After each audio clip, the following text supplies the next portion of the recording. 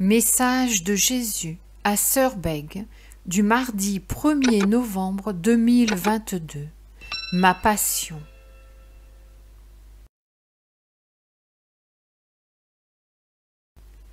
Mes très chers enfants, quand l'homme est devenu mauvais parce qu'il ne veut plus servir Dieu, le démon s'empare de lui et il se laisse prendre sans opposition.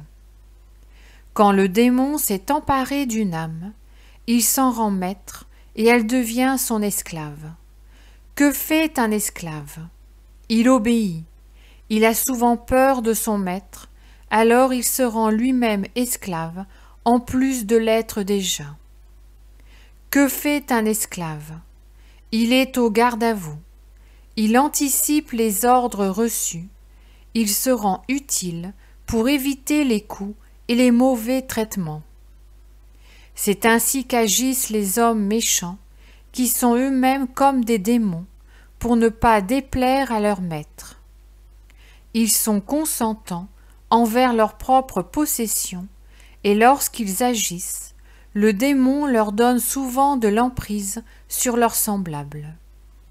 Un homme saint serait doux, tandis que le même homme, sous l'emprise du démon, sera brutal. C'est ainsi que je fus brutalisé sans raison, simplement parce que les soldats voulaient plaire à leur maître. Le chemin de croix de celui qui vous parle fut si dur, si éprouvant et si douloureux, parce que les démons étaient là et qu'ils utilisaient leurs esclaves, mes bourreaux, pour me torturer et me crucifier. J'ai vécu ma passion en toute connaissance des péchés que j'avais accepté de prendre sur moi pour les racheter. Je connaissais leur nombre, leur noirceur et leur réalité, et les prendre sur moi pour m'offrir à Dieu en réparation de chacun d'eux fut un acte de charité et de dévouement que seul Dieu pouvait accomplir.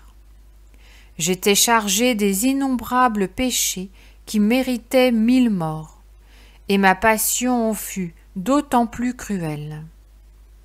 Les démons n'ont aucune pitié, et plus la créature souffre, plus ils veulent lui imposer de nouvelles souffrances. Je fus flagellé excessivement, bien au-delà du nombre de coups réglementaires. Je fus agressé, mutilé, giflé et insulté, et comme je ne me dérobais pas, mes bourreaux s'amusaient et cherchaient à me détruire plus encore. Je fus revêtu d'un manteau rouge, en signe grotesque de royauté, mais c'était le manteau du roi des martyrs. Je fus couronné d'épines, et ce fut la tiare des martyrs. Je fus flagellé, et le nombre de coups reçus me plaça en tête de l'endurance et de la persévérance. Par tout ce que le chef des démons me fit subir, ma douceur me faisait remporter le premier prix en toutes choses. Et même lorsque sur la croix j'endurais l'abandon divin par la séparation de mon esprit divin d'avec mon âme, car Dieu ne pouvait descendre dans les enfers. Mais moi, Jésus-Christ, en mon âme, je devais y aller. Je priais et conservais ma totale déférence et ma totale soumission en la volonté de mon Père céleste. Je fus alors le roi de l'obéissance, et quand tout semblait perdu, je gardais la foi en Dieu, Père, Verbe et Esprit, parce qu'il est le Tout-Puissant et que par lui rien ne peut se perdre. Mon âme fut prise par les démons, mais ma qualité divine, à laquelle elle était liée, la protégea, et son autorité majestueuse et supérieure la dégagea, à la surprise intense et déroutée de ses ennemis implacables. Je remontai de cet abîme putride et vins à la rencontre de tous ceux qui m'attendaient pour pouvoir entrer en paradis. J'étais victorieux et tous les miens partageaient ma victoire.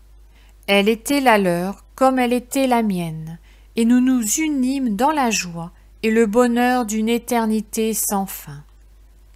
Telle fut ma passion, telle fut ma croix.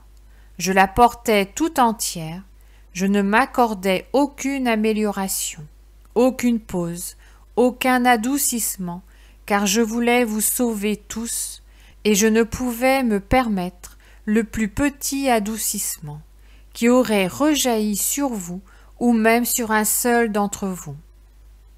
Si j'avais perdu même un seul d'entre vous, j'aurais failli. Et lorsque j'en vois tant parmi vous qui ne faites aucun cas de mon sacrifice, fait pour tous, mais surtout pour chacun, je revois la souffrance particulière soufferte pour tel et tel. Et là encore, sur la croix, j'offre tout à la miséricorde et à la justice de mon Père céleste. Je voudrais, mes enfants, que vous lisiez et relisiez ces paroles pour réaliser avec reconnaissance le prix payé pour chacun d'entre vous.